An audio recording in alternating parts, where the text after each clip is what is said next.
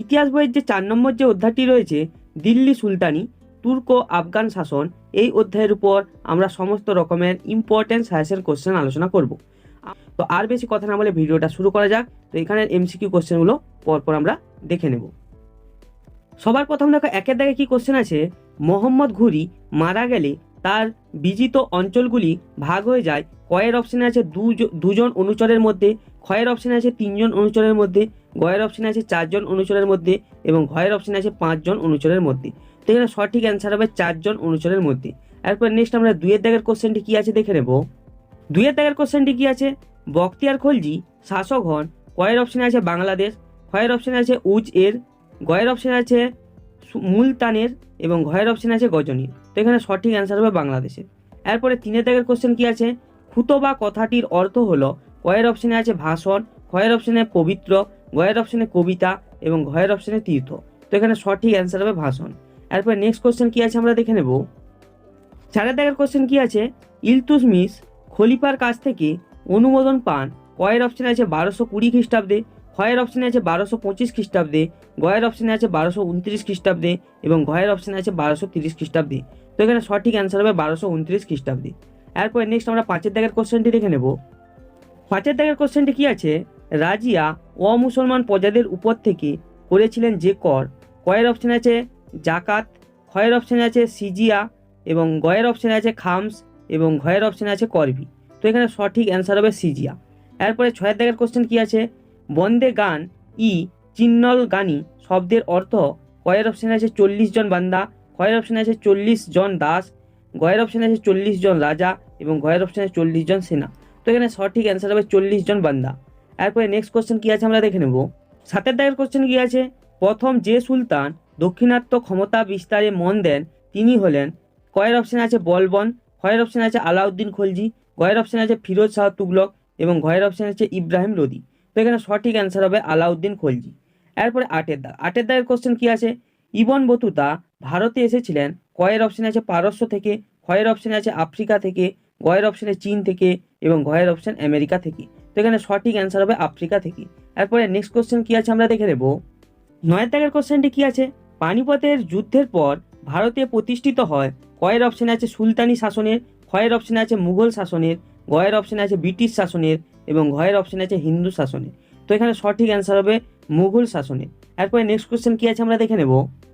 10 দাগের কোশ্চেন কি আছে, বাংলায় স্বাধীন সুলতানি শাসনের অবসান ঘটে, কয়ের অপশানে আছে 1500 খ্রিস্টাব্দে, ক্ষয়ের অপশানে আছে 1530 খ্রিস্টাব্দে, গয়ের অপশানে আছে 1538 খ্রিস্টাব্দে এবং ঘয়ের অপশানে আছে 1540 খ্রিস্টাব্দে। তো এখানে সঠিক অ্যান্সার হবে 1538 খ্রিস্টাব্দে। এরপরে দেখো আছে ড্যাশ পুরাণ। ড্যাশ পুরাণে দেখো 1 দাগের কোশ্চেন কি আছে, মোহাম্মদ ঘুরি ড্যাশ খ্রিস্টাব্দে মারা যান। তো এখানে সঠিক অ্যান্সার হবে 1206 খ্রিস্টাব্দে। এরপরে নেক্সট কোশ্চেন কি আছে আমরা দেখে নেব। 2 দাগের কোশ্চেনটি কি আছে, ইলতুৎমিশ ড্যাশ বার খলিফার অনুমোদন লাভ করেছিলেন। তো এখানে অ্যান্সার হবে একবার। এরপরে নেক্সট কোশ্চেন কি আছে আমরা দেখে নেব। এরপর 4 দাগের কোশ্চেনটি কি আছে, ইবন বতুতা ড্যাশ শাসনকালে ভারতে আসেন। তো এখানে অ্যান্সার হবে মোহাম্মদ বিন তুগলকের শাসনকালে ভারতে আসেন। এরপরে 5 দাগের কোশ্চেন কি আছে, ভারতে পায়ে হাঁটা ডাক ব্যবস্থাকে ড্যাশ বলা হয়। তো এখানে অ্যান্সার হবে দাওয়া। এরপরে নেক্সট 6 দাগের কোশ্চেন কি আছে আমরা দেখে নেব। 6 দাগের কোশ্চেন কি আছে, মোহাম্মদ বিন তুগলককে বলা হতো ড্যাশ। তো এখানে অ্যান্সারটি কী হবে আমরা দেখে নেব। তো এখানে অ্যান্সার হবে পাগলা রাজা। এরপরে 7 দাগের কোশ্চেন কি আছে, সুলতানদের জয় করা রাজ্য বা প্রদেশ হলো, এখানে অ্যান্সার হবে ইকতা। এরপরে 8 দাগের কোশ্চেন কি আছে, অমুসলমানদের কাছ থেকে মুসলমান শাসকরা ড্যাশ কর আদায় করতেন। তো এখানে অ্যান্সার হবে সিজিয়া। এরপরে নেক্সট কোশ্চেন কি আছে আমরা দেখে নেব। এরপর 9 দাগের কোশ্চেনটি কি আছে, আলাউদ্দিন খলজি বাজারের তদারকি করার জন্য ড্যাশ নামে কর্মচারী নিযুক্ত করেন। তো এখানে অ্যান্সারটি দেখো কী হবে, সাহানা ই মান্ডি।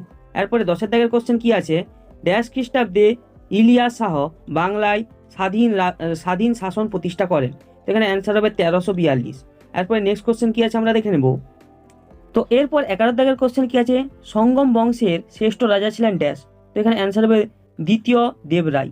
এরপরে 12 দাগের কোশ্চেন কি আছে, অমুক্ত মাল্যদ গ্রন্থের রচয়িতা ছিলেন ড্যাশ। তো এখানে অ্যান্সার হবে কৃষ্ণদেব রায়। এরপরে নেক্সট কোশ্চেন কি আছে আমরা দেখে নেব। 13 দাগের কোশ্চেন কি আছে, গুলবর্গার নতুন নাম হয় ড্যাশ। তো এখানে অ্যান্সার হবে হোসনাবাদ। এরপরে দেখো এখানে শর্ট কোশ্চেন, 1-2টি বাক্যে উত্তর দাও, 1 নম্বরের শর্ট কোশ্চেন। তো 1 দাগের কোশ্চেন কি আছে, মোহাম্মদ ঘুরি কত খ্রিস্টাব্দে মারা যান? তো এখানে অ্যান্সারটি দেখো, অ্যান্সারটি কী হবে? 1206 খ্রিস্টাব্দে। এরপরে নেক্সট কোশ্চেন কী আছে আমরা দেখে নেব। দুয়ের দাগের কোশ্চেন কী আছে? দিল্লির কোন সুলতান প্রথম খলিফার অনুমোদন প্রার্থনা করেন? তো এখানে অ্যান্সার হবে ইলতুৎমিশ। এরপরে তিনের দাগের কোশ্চেন কী আছে? ইলতুৎমিশ কত খ্রিস্টাব্দে সুলতান হিসাবে খলিফার অনুমোদন লাভ করেছিলেন? তো এখানে অ্যান্সার হবে 1229 খ্রিস্টাব্দে। এরপরে নেক্সট আমরা চারের দাগের কোশ্চেনটি দেখে নেব। চারের দাগের কোশ্চেন কী আছে? দিল্লির কোন সুলতান সিজদা ও পাইবস প্রথা চালু করেছিলেন? তো এখানে অ্যান্সার হবে গিয়াসউদ্দিন বলবন। এরপরে পাঁচের দাগের কোশ্চেন কী আছে? মালিক কাফুর কে ছিলেন? তো এখানে অ্যান্সারটি দেখো, অ্যান্সারটি কী হবে? আলাউদ্দিন খলজির সেনাপতি। এরপরে ছয়ের দাগের কোশ্চেন কী আছে? অল রিহলা বা কিতাব উর রিহলা গ্রন্থের রচয়িতা কে ছিলেন? তো এখানে অ্যান্সারটি আমরা দেখে নেব। অ্যান্সারটি দেখো, অ্যান্সারটি কী হবে? Ibn Battuta. এরপরে সাতের দাগের কোশ্চেন কী আছে? মোহাম্মদ বিন তুগলকের সোনা ও রূপোর বদলে কোন ধাতুর মুদ্রা চালু করেছিলেন? তো এখানে অ্যান্সার হবে তামার। এরপরে আটের দাগের কোশ্চেন কী আছে? পানিপথের প্রথম যুদ্ধ কত খ্রিস্টাব্দে হয়? তো এখানে অ্যান্সারটি দেখো, অ্যান্সারটি কী হবে? 1526 খ্রিস্টাব্দে। এরপরে নেক্সট কোশ্চেন কী আছে আমরা দেখে নেব। এরপরে 9 নম্বর কোশ্চেন কী আছে? পানিপথের প্রথম যুদ্ধ কাদের মধ্যে হয়? তো এখানে অ্যান্সার দেখো, বাবর ও ইব্রাহিম লোদির মধ্যে। এরপরে 10এর দাগের কোশ্চেন কী আছে? পানিপথের প্রথম যুদ্ধে কে জয়লাভ করেন? তো এখানে অ্যান্সার হবে বাবর। এরপরে 11 দাগের কোশ্চেন কী আছে? পানিপথের প্রথম যুদ্ধে বাবর কোন যুদ্ধ কৌশল ব্যবহার করেন? তো এখানে অ্যান্সার হবে রুমি কৌশল। এরপরে নেক্সট কোশ্চেন কী আছে আমরা দেখে নেব। 12 দাগের কোশ্চেন কী আছে? সিরি শহর কে নির্মাণ করেন? তো এখানে অ্যান্সার হবে আলাউদ্দিন খলজি। এরপরে 13 দাগের কোশ্চেন কী আছে? সিজদা শব্দের অর্থ কী? তো এখানে অ্যান্সারটি আমরা দেখে নেব। অ্যান্সার হবে ষষ্ঠাঙ্গ প্রণাম। এরপরে 14 দাগের কোশ্চেন কী আছে? পাইবস বলতে কী বোঝায়? তো এখানে অ্যান্সারটি দেখো, সুলতানের পদযুগল চুম্বন। এরপরে 15 দাগের কোশ্চেন কী আছে? হিন্দু রাজা তুর্কি বা মুসলমানদের ওপর যে কর আদায় করতেন তাকে কি বলা হতো? তো এখানে অ্যান্সার হবে দেখো কি, তুরস্ক দণ্ড। এরপরে 16 দাগের কোশ্চেনটি আমরা দেখে নেব। তো 16 দাগের কোশ্চেন কি আছে? চৈতন্য ভাগবত গ্রন্থের রচয়িতা কে ছিলেন? তো এখানে অ্যান্সার হবে বৃন্দাবন দাস। এরপরে এখানে 17 দাগের কোশ্চেন কি আছে? কত খ্রিস্টাব্দে বিজয়নগর রাজ্য প্রতিষ্ঠিত হয়? তো এখানে অ্যান্সার হবে 1336 খ্রিস্টাব্দে। এরপরে 18 দাগের কোশ্চেন কি আছে? বিজয়নগর রাজ্যের শ্রেষ্ঠ শাসক কে ছিলেন? তো এখানে অ্যান্সার হবে কৃষ্ণদেব রায়। এরপরে নেক্সট কোশ্চেন কি আছে আমরা দেখে নেব। এরপরে 19 নম্বর কোশ্চেন কি আছে? আনষ্ট মালত মূল গ্রন্থটি কোন ভাষায় লেখা? তো এখানে অ্যান্সার হবে তেলেগু। এরপরে 20 নম্বর কোশ্চেন কি আছে? বাহমনি রাজ্যের রাজধানী কোথায় ছিল? তো এখানে অ্যান্সারটি আমরা দেখে নেব। তো এখানে অ্যান্সারটি হবে গুলবর্গা। এরপরে এখানে 21 নম্বর কোশ্চেন কি আছে? বাহমনি বংশের শ্রেষ্ঠ সুলতান কে ছিলেন? তো এখানে অ্যান্সার হবে ফিরোজ শাহ। এরপরে এখানে 22 নম্বর কোশ্চেন কি আছে? বনিহাটির যুদ্ধ কত খ্রিস্টাব্দে হয়? তো এখানে অ্যান্সার হবে 1565 খ্রিস্টাব্দে। এরপরে নেক্সট কোশ্চেন কি আছে আমরা দেখে নেব। তো এরপরে দেখো, এখানে শেষ কোশ্চেন যেটি আছে সেটি কি আছে? পেজ নুনজি দুয়ার্তে বারবোস কোন দেশের পর্যটক ছিলেন? তো এখানে অ্যান্সার হবে পর্তুগালের। আলোচনা করব সবার প্রথমে 2 নাম্বার 3 নাম্বারের লং কোশ্চেন এবং তারপর আলোচনা করব 5 নাম্বারের লং কোশ্চেন এবং প্রতিটি কোশ্চেন উত্তর সহ আলোচনা করব। সবাইকে বলবো ভিডিওটি শেষ পর্যন্ত সবাই দেখো এবং খাতা ও পেন নিয়ে বসো এবং কোশ্চেন অ্যান্সারগুলি টুকে নাও, কারণ এই কোশ্চেন অ্যান্সারগুলি তোমাদের এক্সামের জন্য কিন্তু খুবই ইম্পর্টেন্ট। তো আর বেশি কথা না বলে ভিডিওটা শুরু করা যাক। তো সবার প্রথম দেখো, এখানে একের দাগে কি আছে? নিচের প্রশ্নগুলি উত্তর দাও এবং প্রতিটি প্রশ্নের পূর্ণমান আছে 2 অথবা 3। তো পরপর কোশ্চেন অ্যান্সারগুলি দেখা যাক। একের দাগের একের কোশ্চেন কি আছে? পানিপথের প্রথম যুদ্ধে বাবরের জয়লাভের কারণ কি ছিল? তো এখানে অ্যান্সারটি আমরা দেখে নেব। তো এখানে অ্যান্সারটি দেখো, 1526 খ্রিস্টাব্দে বাবর ও ইব্রাহিম লোদির মধ্যে পানিপথের প্রথম যুদ্ধ হয়েছিল। এই যুদ্ধে বাবর জয়লাভ করেন। পানিপথের যুদ্ধে বাবরের জয়লাভের কারণ 1 নম্বর কি? বাবরের উন্নত রণকৌশল। এই যুদ্ধে বাবর তুর্কিদের থেকে শেখা রুমি কৌশল নামে এক উন্নত রণকৌশল ব্যবহার করেছিলেন। এবং 2 নম্বর পয়েন্ট কি? উন্নত অস্ত্রের ব্যবহার। পানিপথের প্রথম যুদ্ধে বাবর ঘোড়সওয়ার তীরন্দাজ বাহিনী এবং বন্দুক বাহিনী ও কামানে সজ্জিত উন্নত গোলন্দাজ বাহিনী ব্যবহার করেছিলেন। তো এইগুলি হলো বাবরের জিতার মূল কারণ। তো এরপরে নেক্সট আমরা 2 দাগের কোশ্চেন দেখে নেব। তো 2 দাগের কোশ্চেনটি দেখা যাক। তো 1 দাগের 2 কোশ্চেনটি কি আছে? বিজয়নগর রাজ্যের রাজা কৃষ্ণদেব রায় বিখ্যাত কেন? তো এখানে অ্যান্সারটি দেখো কি আছে? বিজয়নগর রাজ্যের তুলুপ বংশের বিখ্যাত শাসক ছিলেন কৃষ্ণদেব রায়। কৃষ্ণদেব রায়ের কৃতিত্ব দেখো, পরপর এখানে পয়েন্ট করে করে কিন্তু অ্যান্সারটি দিয়ে আছে। তো 1 নম্বর পয়েন্টে কি দিয়ে আছে? কৃষ্ণদেব রায়ের রাজত্বকালে বিজয়নগর রাজ্যের সুখ, শান্তি ও সমৃদ্ধি বৃদ্ধি পেয়েছিল। এরপরে আমরা নেক্সট পয়েন্ট কি আছে দেখে নেব। দ্বিতীয় নম্বর কৃতিত্ব কি? তার সময়ে বিজয়নগর রাজ্যের অভ্যন্তরীণ ও বৈদেশিক বাণিজ্য বৃদ্ধি পেয়েছিল। এবং তৃতীয় নম্বর কৃতিত্ব কি? তিনি ছিলেন শিল্প, সাহিত্য, সঙ্গীত ও পণ্ডিত ব্যক্তিদের পৃষ্ঠপোষক। এরপরে দেখো তিনের দাগের কোশ্চেন কি আছে? ইলিয়াস শাহী ও হোসেন শাহী আমলে বাংলার সংস্কৃতির পরিচয় দাও। তো এটি খুব কিন্তু গুরুত্বপূর্ণ ইম্পর্টেন্ট কোশ্চেন। তো অ্যান্সারটি আমরা দেখে নেব। তো অ্যান্সারটি দেখো, বাংলার ইলিয়াস শাহী ও হোসেন শাহী সুলতানদের আমলে বাংলা সংস্কৃতির উন্নয়ন হয়। এখানে দেখো 1 নম্বর পয়েন্ট কি? ভাষা সাহিত্য। এই সময় বাংলা ভাষা ও সাহিত্যের উন্নতি ঘটে। হোসেন শাহর আমলে বাংলা লেখালেখির চর্চা বাড়ে। দ্বিতীয় নম্বর কি? পরধর্ম সহিষ্ণুতা। এখানে কি? ইলিয়াস শাহী ও হোসেন শাহী সুলতানরা ছিলেন অন্য ধর্মের প্রতি উদার। তার উদারতার ফলে বাংলায় সব ধর্মের মানুষ শান্তিতে বসবাস করত। এই সময় বাংলায় চৈতন্যদেবের নেতৃত্বে ভক্তিবাদের প্রচার হয়েছিল। এরপরে নেক্সট আমরা 3 দাগের কোশ্চেন দেখে নেব। 3 দাগের কোশ্চেনটি কি আছে? সুলতান ফিরোজ শাহ তুগলক কি কি জনকল্যাণ কাজ করেছিলেন? তো এখানে অ্যান্সারটি দেখো, তুগলক বংশের সুলতান ফিরোজ শাহ তুগলক বেশ কিছু জনকল্যাণমূলক কাজ করেছিলেন। 1 নম্বরে কি? রাজস্ব সংস্কার।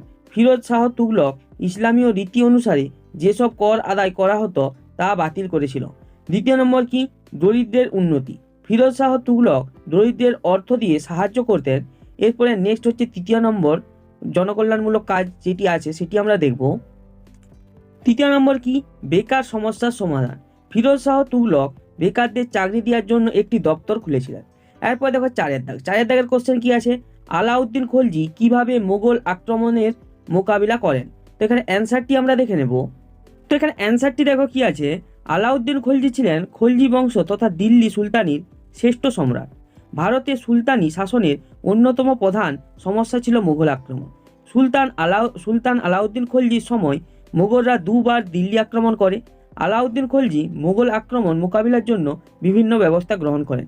1 নম্বরে কি? এখানে বিশাল সেনাবাহিনী গঠন। মোগল আক্রমণ ঠেকানোর জন্য আলাউদ্দিন খলজি বিশাল সেনাবাহিনী গঠন করেছিলেন। আলাউদ্দিন খলজির অশ্বারোহী সৈন্য সংখ্যা ছিল 4,75,000। এটা। এরপরে বি এর অপশন কি আছে? বা দ্বিতীয় নম্বর অপশন, সিরি শহর নির্মাণ। আলাউদ্দিন খলজি তার বিশাল সৈন্য থাকার জন্য সিরি নামে একটি নতুন শহর তৈরি করেছিলেন। তো এরপরে নেক্সট কোশ্চেন কি আছে আমরা দেখে নেব। 5 দাগের কোশ্চেন কি আছে? সিজদা ও পাইবস বলতে কি বোঝায়? তো এখানে অ্যান্সারটি দেখো, দিল্লির সুলতান গিয়াসউদ্দিন বলবন তার দরবারে সিজদা ও পাইবস প্রথা চালু করেছিলেন। এর অর্থ কি? সিজদা কথার অর্থ দেখো, সিজদা প্রথার অর্থ হলো সুলতানের সামনে নতজানু হওয়া। পাইবস শব্দের অর্থ হলো সুলতানের পদযুগল চুম্বন করা। আসলে এগুলি ছিল সুলতানদের চূড়ান্ত ক্ষমতার প্রতীক। এরপরে নেক্সট আমরা 6 দাগের কোশ্চেন কি আছে দেখে নেব। 6 দাগের কোশ্চেন কি আছে? কারা ছিল সুলতান রাজিয়ার সমর্থক? এর সঙ্গে আরেকটি কোশ্চেন আছে, কারা ছিল তার বিরোধী? তো এখানে অ্যান্সারটি কি হবে আমরা দেখে নেব। এখানে অ্যান্সারটি দেখো, সুলতান ইলতুৎমিশের কন্যা রাজিয়া 1236 খ্রিস্টাব্দে দিল্লির সুলতান হন। তিনি ছিলেন দিল্লির মনসদে প্রথম নারী সুলতান। সুলতান রাজিয়াকে অনেকে সমর্থন করলেও অনেকে বিরোধিতা করেন। সুলতান রাজিয়ার সমর্থক ছিলেন দিল্লির সাধারণ লোক, অভিজাত ও সেনাবাহিনী। এবং রাজিয়ার বিরোধী ছিল অভিজাতকদের একাংশ। দিল্লির বাইরে তুর্কি অভিজাতরা, রাজিয়ার ভাই রকুন উদ্দিন, ফিরোজ উলেমা, রাজপুত শক্তি প্রভৃতি। তো এরপরে নেক্সট কোশ্চেন কি আছে আমরা দেখে নেব। 7 দাগের কোশ্চেন কি আছে? সুলতান ইলতুৎমিশের সামনে প্রধান 3টি সমস্যা কি ছিল? এই কোশ্চেনটি 2 নম্বরের অথবা 3 নম্বরের কিন্তু আসতে পারে। এই কোশ্চেনটি 2 নম্বরের কথা ভেবে আমি এখানে 2টি সমস্যার কথা উল্লেখ করেছি, আরেকটি সমস্যার কথা উল্লেখ করা হয়নি। তোমরা যদি আরেকটি সমস্যা নিজেরা করতে পারো তো করবে, যদি না করতে পারো বই থেকে তো আমাকে কমেন্ট বক্সে কমেন্ট করে জানিয়ে দিও, আমি ওখানে তোমাদের আরেকটি সমস্যা উল্লেখ করে দেব। তো এখানে অ্যান্সারটি দেখো, সিংহাসনে আরোহণের পর ইলতুৎমিশ প্রধান 3টি সমস্যার সম্মুখীন হন। তার 3টি সমস্যা হলো, 1 নম্বর বিদ্রোহ। তার আমলে সাম্রাজ্যের বিভিন্ন এলাকায় বিদ্রোহ শুরু হয়েছিল, কিভাবে সেই বিদ্রোহ দমন করা যাবে। দ্বিতীয় নম্বর কি? মোগল আক্রমণ। মোগল বীর চেঙ্গিস খান তার সাম্রাজ্যের সীমান্তে উপস্থিত হয়েছিল, কিভাবে মোগল শক্তি মোকাবিলা করা যাবে সেইটি হচ্ছে তার দ্বিতীয় সমস্যা। এবং আরেকটি সমস্যা তোমরা বই থেকে নিজেরা লিখবে, যে লিখতে না পারো কমেন্ট বক্সে জানাবে, আমি ওখানে অ্যান্সারটি তোমাদের প্রোভাইড করে দেবো। এরপর নেক্সট আমরা 8 দাগের কোশ্চেন কি আছে আমরা দেখে নেব। 8 দাগের কোশ্চেন কি আছে, আমির কাদের বলা হয়, দুর্বাস ও খিলাত শব্দের অর্থ কি? তো এখানে অ্যান্সারটি আমরা দেখে নেব। তো এখানে অ্যান্সারটি দেখো, আমির আমির শব্দের অর্থ হলো উচ্চ বংশের ধনী ও ক্ষমতাবান ব্যক্তি। তবে দিল্লি সুলতানেতে শাসন কাজে যুক্ত বিশিষ্ট ব্যক্তিদের আমির বলা হতো। এরপরে আছে দুর্বাস। দুর্বাস হলো স্বাধীন সুলতানের প্রতীকদণ্ড। বাগদাদের খলিফা আল মুস্তানসির দিল্লি সুলতান ইলতুৎমিশকে দুর্বাস পাঠিয়েছিলেন। এরপরে হচ্ছে খিলাত। খিলাত শব্দের অর্থ হলো সম্মানজনক পোশাক। খলিফা ইলতুৎমিশকে খিলাত পাঠিয়েছিলেন। এরপরে নেক্সট হচ্ছে 9 দাগ। 9 দাগের কোশ্চেন কি আছে, রাজা ও সম্রাটের মধ্যে পার্থক্য কি? তো এটি কিন্তু খুবই ইম্পর্টেন্ট কোশ্চেন। তো অ্যান্সারটি আমরা দেখে নেব। তো এখানে অ্যান্সারটি দেখো, এক পাশে আছে রাজা, এক পাশে আছে সম্রাট। 1 নম্বর পার্থক্য কি আছে, রাজা রাজ্যের শাসক, আর 1 নম্বর পার্থক্য সম্রাটের ক্ষেত্রে কি, সম্রাট হলেন সাম্রাজ্যের শাসক। 2য় নম্বর পার্থক্য রাজার ক্ষেত্রে কি, যে রাজা সম্মান ও ক্ষমতায় সম্রাটের চেয়ে ছোট, এবং সম্রাটের ক্ষেত্রে 2য় নম্বর পার্থক্য কি, সম্রাট সম্মান ও ক্ষমতায় রাজার চেয়ে বড়। এরপরে 3য় নম্বর পার্থক্য কি আছে, রাজা সম্রাটের সাম্রাজ্যের মধ্যে থাকতে পারেন, এবং সম্রাটের ক্ষেত্রে কি, সম্রাট রাজার রাজ্যের অধীন নন, কারণ সম্রাটের সাম্রাজ্য গড়ে ওঠে একাধিক রাজ্য নিয়ে। এরপরে নেক্সট কোশ্চেন কি আছে আমরা দেখে নেব। এরপর 2 দাগ। 2 দাগে কি আছে, নিচের প্রশ্নগুলির উত্তর দাও। এখানে প্রতিটি প্রশ্নের মান কিন্তু 5 করে। তো এইগুলি 5 নম্বরের লং কোশ্চেন। তো 2 দাগের 1 কোশ্চেন কি আছে, ইকতা কি, কোন সুলতানরা ইকতা ব্যবস্থা চালু করেছিলেন? তো এখানে অ্যান্সারটি দেখো, ইকতা দিল্লির সুলতানরা বিভিন্ন রাজ্য জয় করে সাম্রাজ্যের আয়তন বাড়িয়েছিলেন। সুলতানরা যেসব রাজ্য জয় করলেন সেই রাজ্যগুলি হলো সুলতানদের এক একটি প্রদেশ। দিল্লি সুলতানির প্রদেশগুলিকে ইকতা বলা হতো। তো এরপর কি, দিল্লি সুলতানদের ইকতা ব্যবস্থা চালু করার কারণ। 1 নম্বর কি, রাজ্যের শাসন পরিচালনা। ইকতার শাসনকর্তাকে বলা হতো ইকতাদার বা মূর্তি। ইকতাদাররা ছিলেন রাজ্য বা প্রদেশের শাসক। সুলতানরা তাদের দায়িত্ব ইকতাদের মধ্যে ভাগ করে দিয়ে সাম্রাজ্যের শাসন পরিচালনা করতেন। এরপরে 2য় নম্বর যে পয়েন্টটি আছে সেটি কি, সেনাবাহিনী পালন। সেটি আমরা ডিটেলসে দেখে নেব। তো এরপরের নেক্সট পয়েন্ট কি আছে, সেনাবাহিনী পালন। ইকতাদারদের অন্যতম কাজ ছিল সামরিক দায়িত্ব পালন করা। ইকতাদার হলেন সামরিক নেতা। ছোট ইকতাদারদের শুধুমাত্র সামরিক দায়িত্ব পালন করতে হতো। এরপরে 2য় নম্বর কোশ্চেন কি আছে, টিকা লেখো পানিপথের প্রথম যুদ্ধ। তো এখানে অ্যান্সারটি আমরা দেখে নেব। তো এখানে অ্যান্সারটি দেখো, বর্তমান হরিয়ানা রাজ্যের অন্তর্গত পানিপথের প্রান্তরে 1526 খ্রিস্টাব্দে ভারত আক্রমণকারী তুর্কি বীর বাবরের সঙ্গে সুলতান ইব্রাহিম লোধির যুদ্ধ পানিপথের প্রথম যুদ্ধ বলে পরিচিত। পানিপথের যুদ্ধের কারণ। 1 নম্বর কি, ভারতের সম্পদ। ভারতের অতুল সম্পদ তাকে ভারত আক্রমণ করতে প্রফুল্ল করে। 2য় নম্বর এখানে কারণ কি, পূর্ববর্তী আক্রমণকারীদের সাফল্য। পূর্ববর্তী ভারত আক্রমণকারীদের সাফল্যে বাবর উৎসাহিত হন। এরপরে যুদ্ধের বিবরণটি আমরা দেখে নেব। এরপরে যুদ্ধের বিবরণ দেখো, এই যুদ্ধ বাবরের সৈন্য সংখ্যা ছিল মাত্র 12,000। অপরপক্ষে ইব্রাহিম লোদির সৈন্য সংখ্যা ছিল 1 লক্ষ। এই অসম সৈন্যের যুদ্ধেও শেষ পর্যন্ত বাবর জয়লাভ করেন। এবং এরপর হচ্ছে গুরুত্ব। এই যুদ্ধের ফলে ভারতে সুলতানি সাম্রাজ্যের অবসান ঘটে এবং ভারতে মুঘল সাম্রাজ্যের প্রতিষ্ঠার প্রথম সোপান রচিত হয়। এরপরে নেক্সট কোশ্চেন কি আছে আমরা দেখে নেব। তো এরপর 3 দাগের কোশ্চেন কি আছে, আলাউদ্দিন খলজির সময় দিল্লির বাজার দর নিয়ন্ত্রণ বিষয়ে তোমার মতামত লেখো। তো এখানে অ্যান্সারটি দেখো, সুলতান আলাউদ্দিন খলজি বাজার দর নিয়ন্ত্রণ করেন, কারণ সুলতান আলাউদ্দিন খলজি শাসন ব্যবস্থা সম্পূর্ণভাবে সামরিক শক্তির উপর নির্ভরশীল ছিল। তার জন্য তিনি এক বিশাল সেনাবাহিনী গঠন করেন। তিনি সৈন্যদের নগদ অর্থে বেতন দিতেন এবং বেতন ছিল নির্দিষ্ট ও অপরিবর্তিত। এরপরে বাজারের ধরন যে পয়েন্টটি আছে ওই পয়েন্টটি সম্পর্কে দেখে নেব। এরপরের পয়েন্ট হচ্ছে বাজারের ধরন। আলাউদ্দিন খলজির আমলে দিল্লিতে 4 ধরনের বাজার ছিল। 1 নম্বরে হচ্ছে মান্ডি, এবং যেটা হচ্ছে শস্য বাজার। 2য় নম্বর হচ্ছে সেরা আদল, যেটা হচ্ছে কাপড়, চিনি, তেল প্রভৃতি। এবং 3 নম্বরে হচ্ছে পশুর বাজার। এবং 4 নম্বরে হচ্ছে প্রয়োজনীয় সাধারণ দ্রব্যের বাজার, যেমন শাক সবজি, মাছ, সব সব বাজারে জিনিসপত্রের দাম নির্দিষ্ট করে দেওয়া হয়। এর পরের পয়েন্ট হচ্ছে বাজার পরিদর্শক রাজকর্মচারী। বিভিন্ন ধরনের বাজার দেখাশোনা করার জন্য আলাউদ্দিন শাহ ই মান্ডি, দিয়ান ই সিয়াসত, যে বারিদ এবং গুপ্তচর প্রভৃতি কর্মচারী নিযুক্ত করেন। এরপরে নেক্সট কোশ্চেন কি আছে আমরা দেখে নেব। 4 দাগের কোশ্চেন কি আছে, সুলতান রাজিয়ার কৃতিত্ব আলোচনা করো।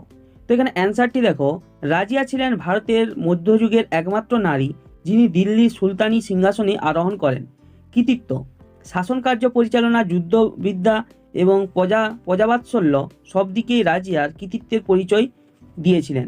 1 নম্বর পয়েন্ট কি আছে দেখো, সিংহাসনে আরোহণের পর তিনি বুদায়ুন এবং মুলতান, লাহোর প্রভৃতি অঞ্চলের শাসকদের যুদ্ধে পরাজিত করে সিন্ধু প্রদেশ থেকে এখানে বাংলা প্রদেশ পর্যন্ত নিজ কৃতিত্ব প্রতিষ্ঠা করেন। এরপরে 2 নম্বর পয়েন্ট কি আছে দেখে নেব। 2 নম্বর পয়েন্ট কি আছে, শাসন কার্য পরিচালনা এবং শাসন ব্যবস্থায় নিজ কর্তৃত্ব প্রতিষ্ঠা করে তিনি দক্ষতার পরিচয় দেন। উলেমাদের আপত্তি থাকা সত্ত্বেও তিনি অমুসলমানদের উপর থেকে জিজিয়া কর তুলে দিয়েছিলেন। 3 নম্বর পয়েন্ট কি আছে, তিনি পুরুষের পোশাক পরে দরবারে আসতেন। যুদ্ধক্ষেত্রে সৈন্যের পোশাক পরে ঘোড়ায় চড়ে যুদ্ধ পরিচালনা করতেন। তিনি 40 চক্রের ক্ষমতাও নিয়ন্ত্রণ করেন। তো এইগুলি হলো এই চ্যাপ্টারের উপর ইম্পর্টেন্ট সাজেশন কোশ্চেন। ইতিহাস সাবজেক্টের অধ্যায় নাম্বার 5 মুঘল সাম্রাজ্য, এই চ্যাপ্টারের উপর আমরা সমস্ত রকমের ইম্পর্টেন্ট সাজেশন কোশ্চেন আলোচনা করব এবং কোশ্চেনগুলি আমরা এখানে উত্তর সহ আলোচনা করব। এখানের এই কোশ্চেনগুলি তোমাদের এক্সামের জন্য খুবই ইম্পর্টেন্ট, সেই জন্য সবাইকে বলবো এখানের কোশ্চেন অ্যান্সারগুলি তোমরা সম্পূর্ণ দেখো। সবার প্রথম দেখো 1 দাগ। 1 দাগে কি আছে, ঠিক উত্তরটি বেছে নাও। এখানের এই যে কোশ্চেনগুলি আমরা এখানে আলোচনা করেছি, এই কোশ্চেনগুলি তোমাদের এক্সামের জন্য খুবই ইম্পর্টেন্ট। তো 1 দাগের 1 কোশ্চেনটি কি আছে, সড়ক ই আজম নির্মাণ করেন। এর অপশনে হুমায়ুন, বি এর অপশনে শেরশাহ, সি এর অপশনে আকবর। তো এখানে সঠিক অ্যান্সারটি হবে শেরশাহ। এরপর নেক্সট আমরা 1 দাগের 2 এর কোশ্চেনটি দেখে নেব। 1 দাগের 2 এর কোশ্চেনটি কি আছে, বীরবলের প্রকৃত নাম ছিল, এর অপশনে বিসেন দাস, বি এর অপশনে চরণ দাস, সি এর অপশনে মহেশ দাস। তো এখানে সঠিক অ্যান্সারটি হবে মহেশ দাস। এরপরে দেখো 1 দাগের 3 এর কোশ্চেনটি কি আছে, দহশালা বন্দোবস্ত প্রবর্তন করেন। এর অপশনে আকবর, বি এর অপশনে শাহজাহান, সি এর অপশনে ঔরঙ্গজেব। তো এখানে সঠিক অ্যান্সারটি হবে আকবর। এরপর নেক্সট আমরা 1 দাগের 4 এর কোশ্চেনটি দেখে নেব। 1 দাগের 4 এর কোশ্চেনটি কি আছে, ঘরঘরার যুদ্ধে বাবরের অন্যতম প্রতিদ্বন্দ্বী ছিলেন। এর অপশনে রানা সঙ্গ, বি এর অপশনে ইব্রাহিম লোদি, সি এর অপশনে নসরত খান। তো এখানে সঠিক অ্যান্সারটি কোনটি হবে আমরা এখানে দেখে নেব। তো এখানে সঠিক অ্যান্সারটি হবে নসরত খান। এরপরে দেখো 1 দাগের 5 এর কোশ্চেনটি কি আছে, বিলগ্রামে যুদ্ধ হয়েছিল। এর অপশনে 1539, বি এর অপশনে 1540, সি এর অপশনে 1541 খ্রিস্টাব্দে। তো এখানে সঠিক অ্যান্সারটি হবে 1540 খ্রিস্টাব্দে। এরপরে নেক্সট আমরা 1 দাগের 6 এর কোশ্চেনটি দেখে নেব। 1 দাগের 6 এর কোশ্চেনটি কি আছে, বীরবল এর নাম ছিল। এর অপশনে মহেশ দাস, বি এর অপশনে বীরেশ্বর, সি এর অপশনে বৈরাম খান। তো এখানে সঠিক অ্যান্সারটি হবে মহেশ দাস। এরপর দেখো 1 দাগের 7 এর কোশ্চেনটি কি আছে, রাজপুত নেতাদের মধ্যে মুঘল সম্রাটদের সঙ্গে জোট বাঁধেনি রানা। এর অপশনে প্রতাপ, বি এর অপশনে সুলতান, সি এর অপশনে রাজা। তো এখানে সঠিক অ্যান্সারটি হবে প্রতাপ। এরপর নেক্সট কোশ্চেন কি আছে আমরা দেখে নেব। 1 দাগের 8 এর কোশ্চেনটি কি আছে, জাহাঙ্গীরের আমলে শিখ গুরু। এর অপশনে জয়সিংহ, বি এর অপশনে অর্জুন, সি এর অপশনে হিমুকে প্রাণদণ্ড দেওয়া হয়। তো এখানে সঠিক অ্যান্সারটি হবে অর্জুন। এরপর 1 দাগের 9 এর কোশ্চেনটি কি আছে, আহমেদনগরের প্রধানমন্ত্রী ছিলেন।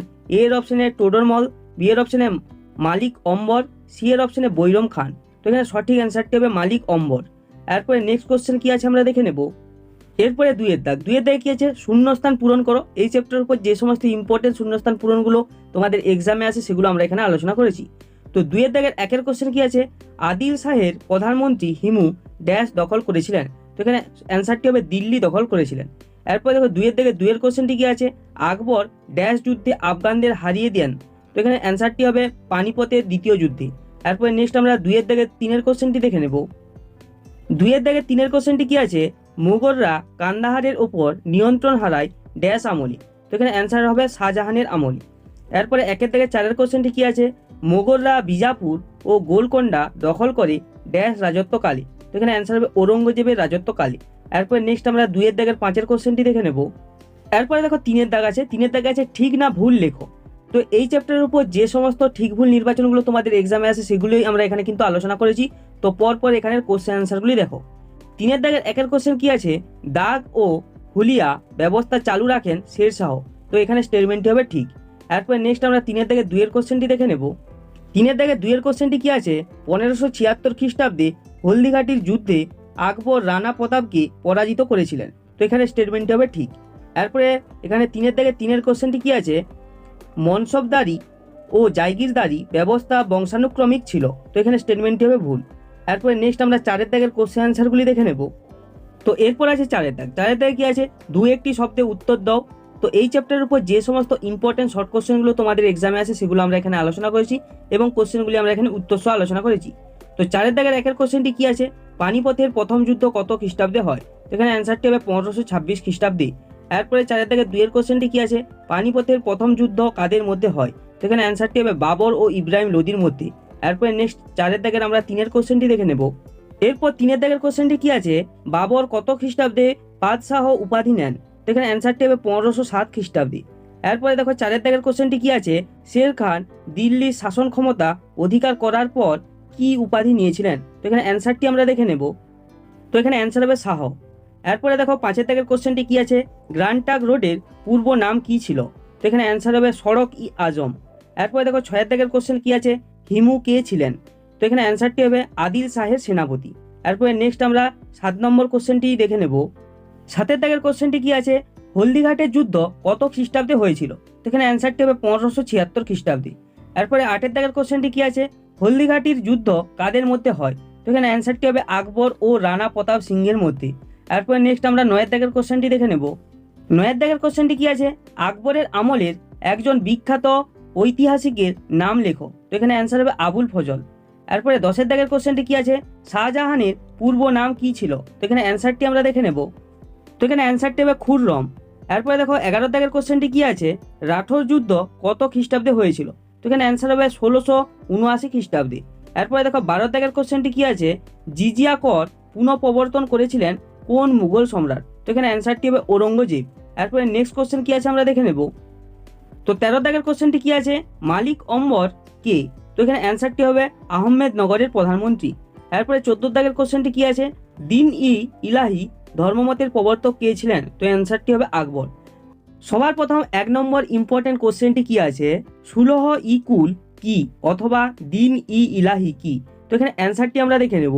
সুলহ ই কুল বলতে বোঝায় সকলের প্রতি সহানুশীলতা ও সকলের মধ্যে শান্তিপূর্ণ সহাবস্থান। এই আদর্শের ভিত্তিতে আকবর একটি ধর্মমত গড়ে তোলেন যা দিন ই ইলাহি নামে পরিচিত। এরপরে নেক্সট আমরা 2-এর দাগের কোশ্চেনটি দেখে নেব। 2-এর দাগের কোশ্চেনটি কি আছে, পাট্টা ও কাবুলিয়ত বলতে কি বোঝায়? তো এখানে অ্যান্সারটি দেখো। সবার প্রথম পাট্টা, জমিতে কৃষকের সত্ত্ব স্বীকার করে শেরশাহ কৃষককে যে দলিল দিতেন তাকে পাট্টা বলা হয়। পাট্টায় কৃষকের নাম, জমিতে কৃষকের অধিকার এবং কৃষককে কত রাজস্ব দিতে হবে তার উল্লেখ করা হতো।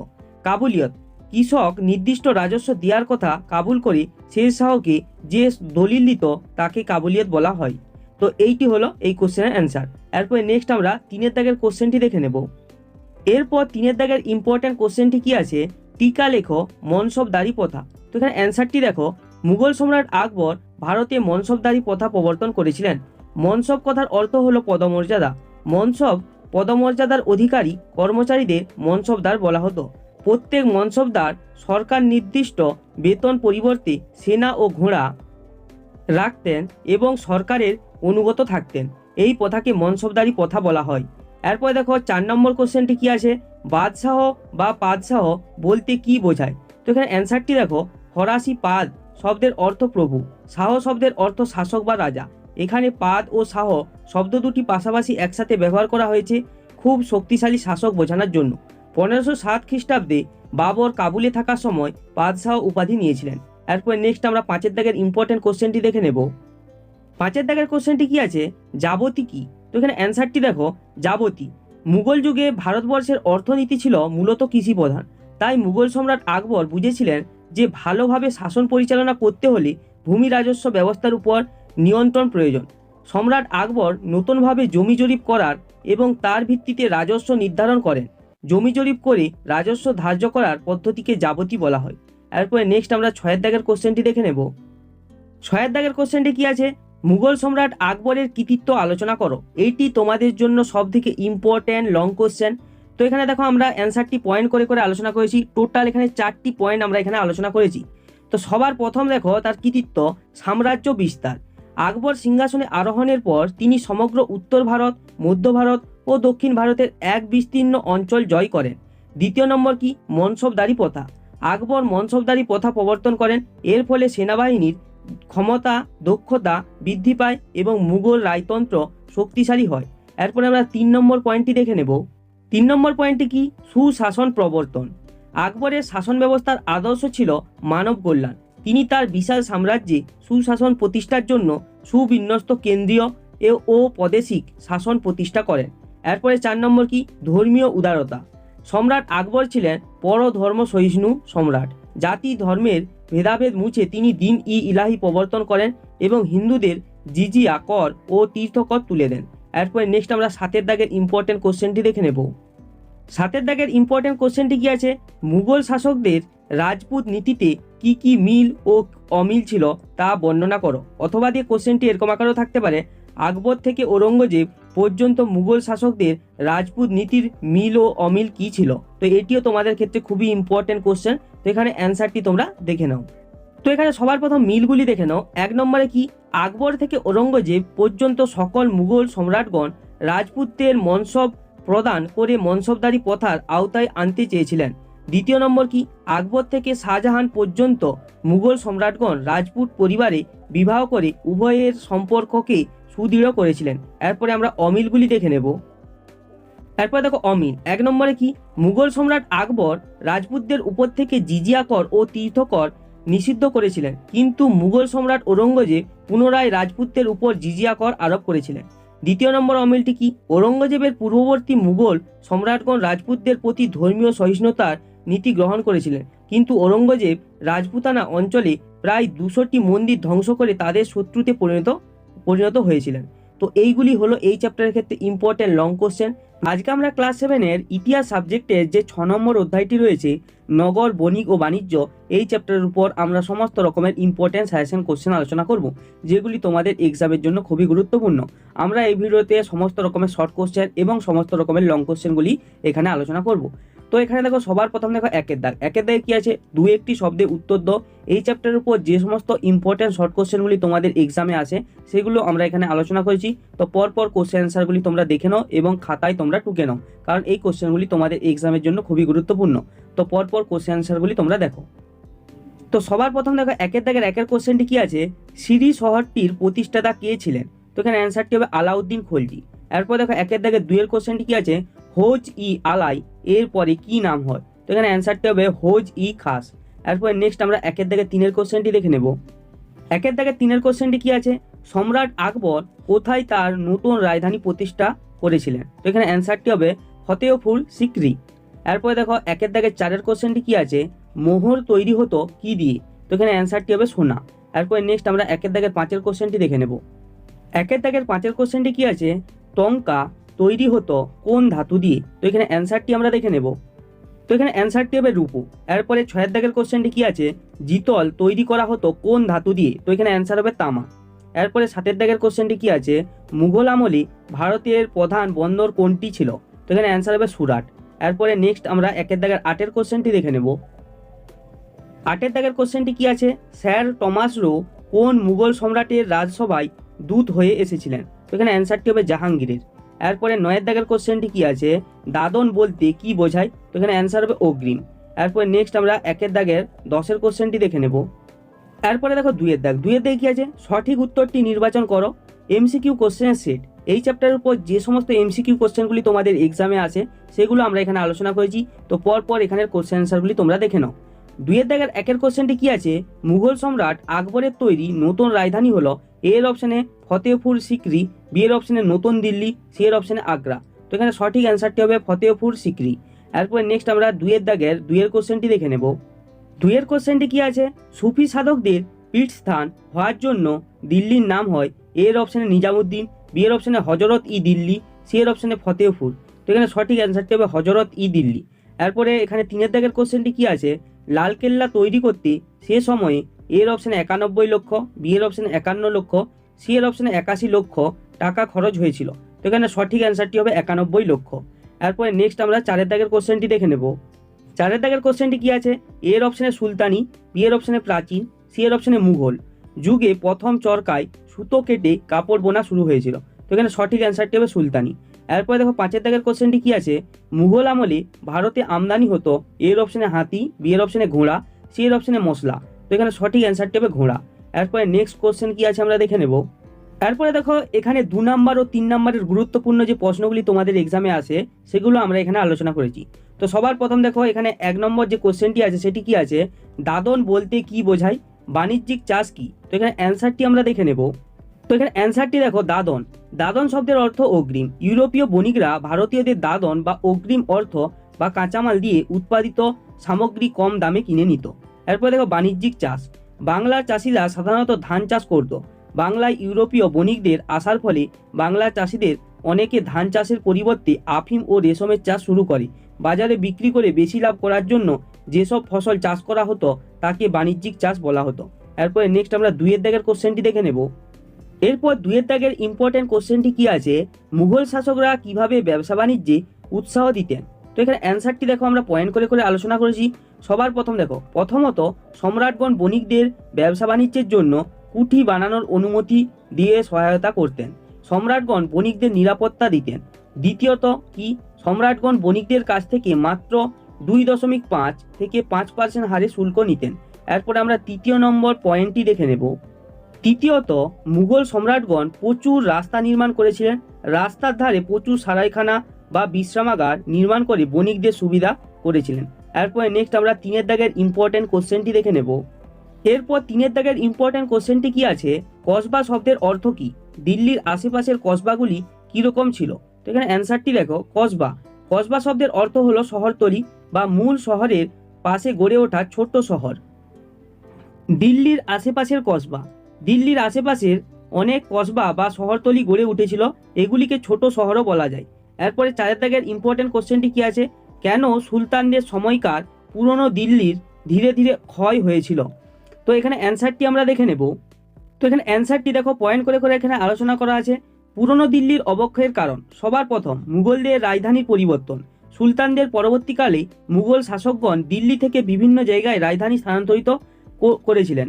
মুঘল আমলে পুরনো দিল্লির পরিবর্তে আগ্রা, ফতেপুর সিকরি, শাহজাহানবাদ রাজধানীর মর্যাদা লাভ করেছিল। এরপরে নেক্সট আমরা 2 নম্বর কারণটি দেখে নেব। 2 নম্বর কারণটি দেখো, সার্বভৌম প্রতিষ্ঠা। অনেক শাসকগণ নতুন এলাকায় শহর প্রতিষ্ঠা করে নিজের সার্বভৌমত্ব প্রতিষ্ঠা করতে চাইতেন।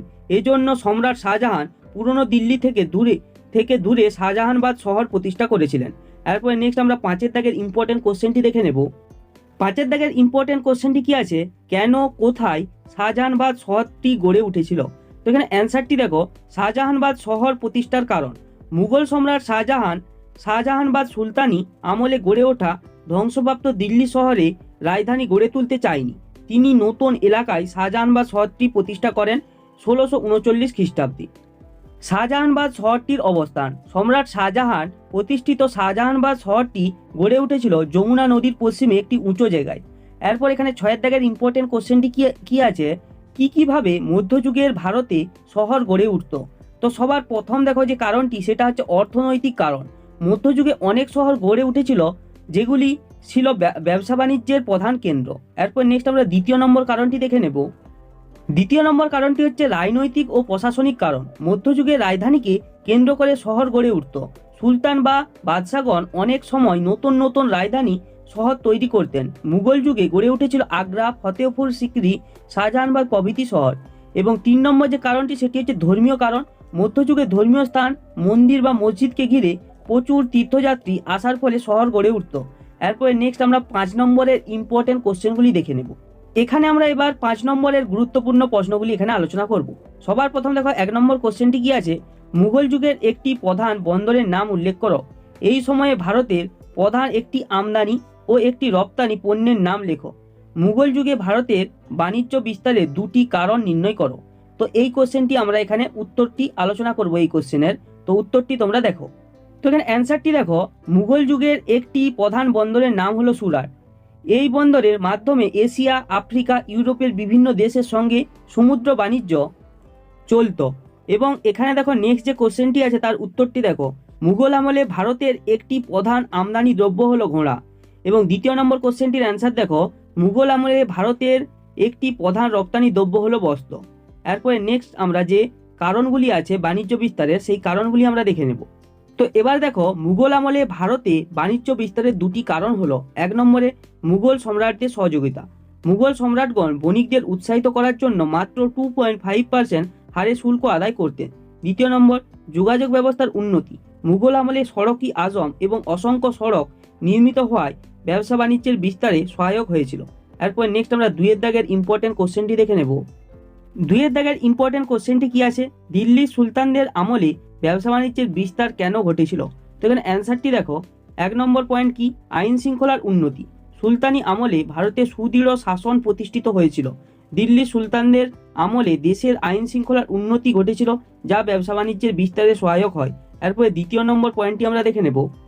দ্বিতীয় নম্বর পয়েন্টটি কি আছে, নতুন নতুন শহরের পতন। সুলতানি আমলে অনেক নতুন নতুন শহরের পতন হয়েছিল। পুরনো শহরগুলিতে নতুন করে লোকবসতি শুরু হয়েছিল, ফলে শহরের পতন ও বিকাশ বাণিজ্য বিস্তারে সহায়ক হয়। তৃতীয় নম্বর হচ্ছে যোগাযোগ ব্যবস্থার উন্নতি। সুলতানি যুগে রাস্তাঘাট, সরাইখানা প্রভৃতি নির্মাণের ফলে বাণিজ্যের প্রসার ঘটে। এরপরে নেক্সট কোশ্চেন আমরা দেখে নেব। তিনের দাগের কোশ্চেনটি কি আছে, খ্রিস্টীয় ত্রয়োদশ শতকে দিল্লি কেন একটি গুরুত্বপূর্ণ শহর হয়ে উঠেছিল? তো এখানে অ্যান্সারটি দেখো, এক নম্বর পয়েন্ট, মোহাম্মদ ঘুরির দিল্লি জয়।